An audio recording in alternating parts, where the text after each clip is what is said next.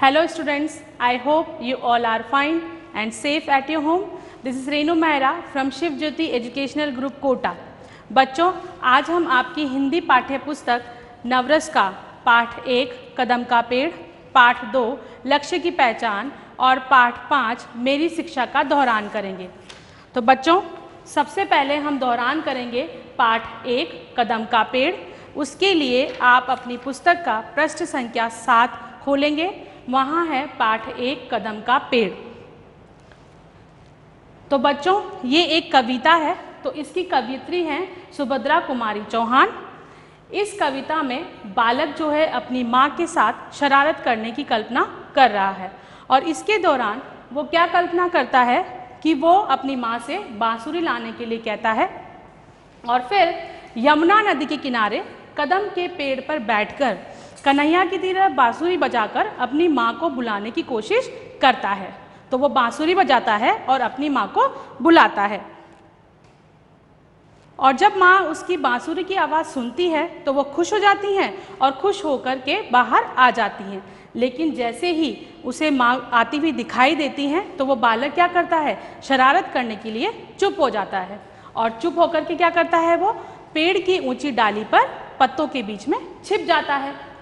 तो जब माँ उसे नहीं देख पाती हैं तो माँ क्या करती हैं, गुस्सा हो जाती हैं, फिर उसे डांटने लगती हैं और डांटते हुए उसे नीचे आने के लिए कहती हैं। लेकिन बालक नीचे नहीं आता तो नीचे आने के लिए लालच देने लगती हैं। क्या करती हैं माँ, उसे नीचे आने के लिए लालच देती हैं। किसका लालच देती हैं? मिठाई, दूध मलाई, माखन मिश्री, नए खिलौने। लेकिन फिर भी जो है बालक नीचे उतरकर नहीं आता और जब बालक नीचे उतरकर नहीं आता तो मन जो है बहुत व्याकुल हो जाता है माँ का। और माँ क्या करती हैं, फिर अपना आंचल फैलाती हैं, पेड़ के नीचे बैठती हैं और आंख बंद करके प्रार्थना करने लगती हैं।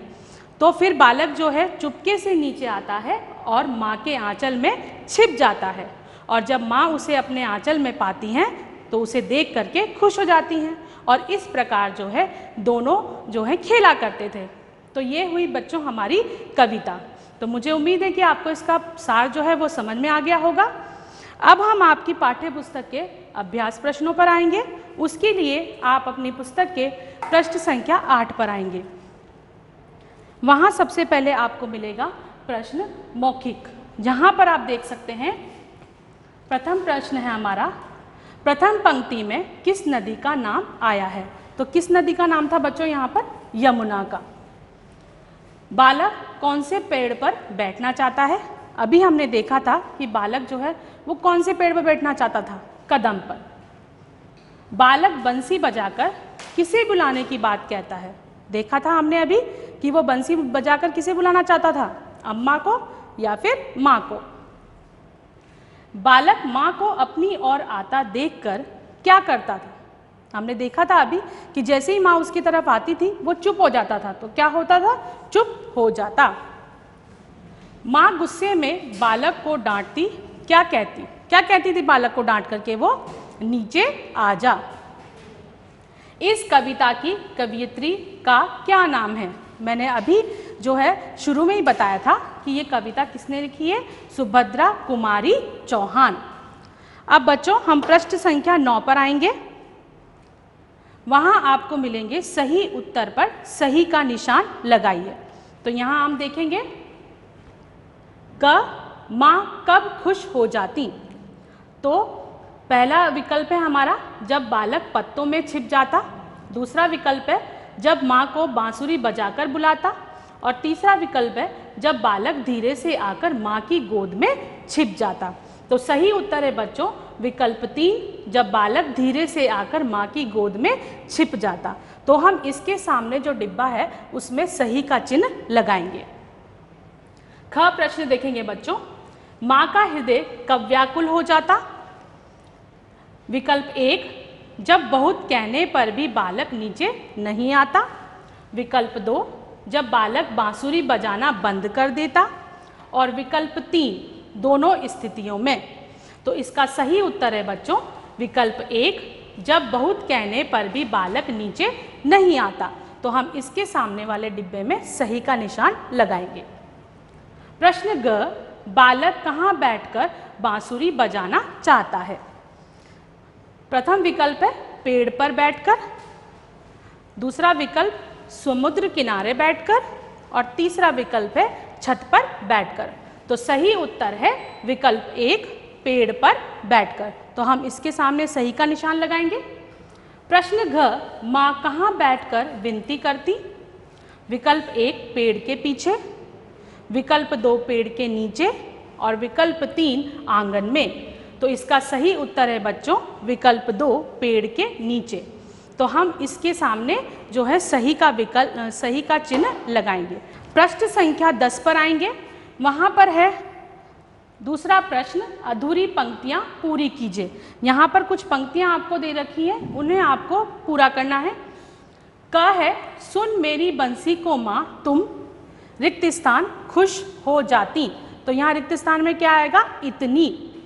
तो यहाँ हम लिखेंगे इतनी। ख गुस्सा होकर मुझे डांटती कहती रिक्त स्थान। तो गुस्सा होकर जब वो डांटती थी तो क्या कहती थी? नीचे आ जा। इसी प्रकार ग में नए खिलौने रिक्त स्थान दूध मलाई दूंगी।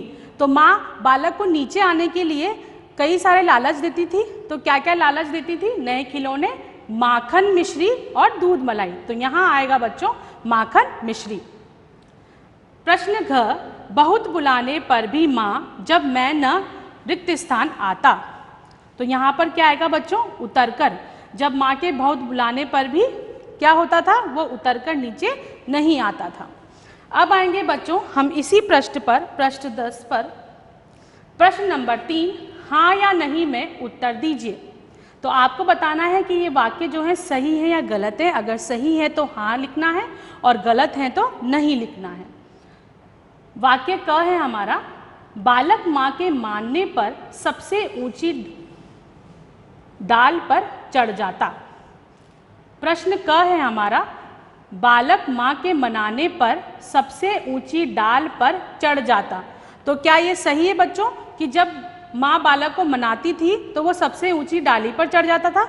हाँ। तो यहाँ हम लिखेंगे हाँ। ख है बालक के नीचे न उतरने पर माँ खुश हो जाती। क्या बालक के नीचे न उतरने पर माँ खुश हो जाती थी? क्या नहीं होती थी। तो यहाँ पर हम क्या लिखेंगे? नहीं। ग बालक माँ के आंचल के नीचे छुप जाता। तो क्या ये सही है बच्चों? बालक माँ के आंचल के नीचे छुप जाता था? हाँ, वो आकर के माँ के आंचल के नीचे छुप जाता है। तो यहाँ हम लिखेंगे हाँ। और घ है हमारा, बालक को गोदी में पाकर माँ खुश हो जाती। तो जब बालक आकर माँ की गोदी में बैठ जाता तो क्या माँ खुश हो जाती थी? हाँ, माँ क्या होती थी? खुश हो जाती थी। तो हम यहाँ लिखेंगे हाँ। तो बच्चों ये हुए हमारे इस पाठ के अभ्यास प्रश्न। अब हम कॉपी का कार्य देखेंगे बच्चों। तो उसमें सबसे पहले हम देखेंगे शब्दार्थ। यहाँ कुछ शब्द और उनके अर्थ दिए हुए हैं। जैसे कि पहला शब्द है हमारा माखन, उसका अर्थ होता है मक्खन। दूसरा शब्द है विकल, विकल का अर्थ होता है बेचैन। तीसरा शब्द है अंचल, अंचल का अर्थ है आंचल। चौथा शब्द है हमारा पसारना, तो पसारना का अर्थ होता है फैलाना। और पांचवा शब्द है विनती, विनती का अर्थ है प्रार्थना। अब हम कुछ प्रश्न देखेंगे बच्चों। प्रश्न का निम्नलिखित प्रश्नों के उत्तर लिखिए। पहला प्रश्न है हमारा, बालक माँ को परेशान करने के लिए क्या करता? अभी मैंने बताया था बच्चों कि बालक माँ को परेशान करने के लिए क्या करता था? चुप हो जाता था और ऊंची डाली में पत्तों में जाकर के छिप जाता था। तो इसका उत्तर क्या होगा? बालक माँ को परेशान करने के लिए पेड़ की ऊंची डाल पर चढ़कर पत्तों के पीछे छिप जाता। आ गया बच्चों समझ में? अब हमारा प्रश्न 2 है, माँ बालक को नीचे आने पर क्या क्या देने का लालच देती? अभी मैंने आपको बताया था कि जब बालक नीचे नहीं उतर के आता है तो माँ उसे कई सारी चीज़ें देने का लालच देती हैं ताकि वो नीचे आ जाए। तो क्या क्या चीज़ें देती थी? माँ बालक को नीचे आने पर मिठाई, नए खिलौने, माखन मिश्री और दूध मलाई देने का लालच देती। प्रश्न 3 है बच्चों, माँ ईश्वर से किस प्रकार प्रार्थना करती? तो जब बालक नीचे उतरकर नहीं आता और वो परेशान हो जाती हैं तो वो जो है अपना आंचल फैला करके ईश्वर से प्रार्थना करती हैं। तो कैसे करती थी? माँ ईश्वर से आंखें बंद करके प्रार्थना करती। किस प्रकार करती थी? आंखें बंद करके प्रार्थना करती। प्रश्न 4, बालक माँ की गोदी में कब आकर बैठ जाता? तो कब आकर के बैठ जाता था बालक माँ की गोदी में? जब वो ध्यान में लीन होती थी या जब वो प्रार्थना कर रही थी। तो इसका उत्तर है बच्चों, माँ को ध्यान में लीन देखकर बालक माँ की गोदी में आकर बैठ जाता। तो ये थे बच्चों हमारे इस पाठ के प्रश्न उत्तर। आइए अब हम कुछ जो हैं कठिन शब्द भी देख लेते हैं हमारे इस पाठ के। जैसे कि हम देख सकते हैं मक्खन। मक्खन हम कैसे लिखते हैं बच्चों? आधा क और ख, म आधा क और ख। यहाँ पर क्या आएगा? आधा क। इसके बाद है बच्चों प्रार्थना। प के नीचे हम आधा र इस प्रकार लगाएंगे, फिर आ का डंडा थ और थ के ऊपर आधा र इस प्रकार लगेगा और इस प्रकार लिखेंगे हम प्रार्थना। हमें ये ध्यान रखना है बच्चों कि थ पर पूरी शिरोरेखा नहीं आती है। उसके बाद है हमारा शब्द आंचल। आंचल में हम आ के ऊपर जो है चंद्र बिंदु लगाएंगे और बच्चों आ पर भी जो है पूरी शिरोरेखा नहीं आती है।